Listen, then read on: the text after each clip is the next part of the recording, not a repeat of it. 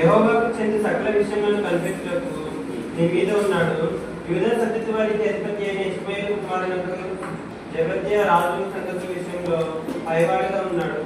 లేవీయులు మీకు పరిచారకులుగా ఉన్నారు. ధైర్యం వహించుడి, మేలు చేయటకు యెహోవా మీతో కూడా ఉన్నది.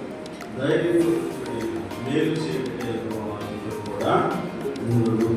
దేవుడి కోసం మాట్లాడితే మీరందరూ ధైర్యం వహించి దేవుని సంఘం పట్ల నూతన ఆత్మను తీసుకురావడానికి ధైర్యం వహిస్తే, మీరు ధైర్యం కలిగి ముందుకెళ్తే దేవుడు మీ పక్షాన ఉన్నాడు కాబట్టి ఆయన సమస్తాన్ని జరిగిస్తున్నారు.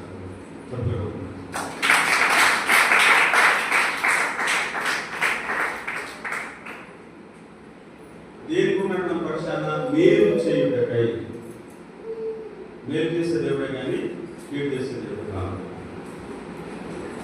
మేలుకై సమస్తమును జరిగించుచున్నావు నీవు, ఏది కొదువ చేయవు నిన్నాశ్రయించిన వారికి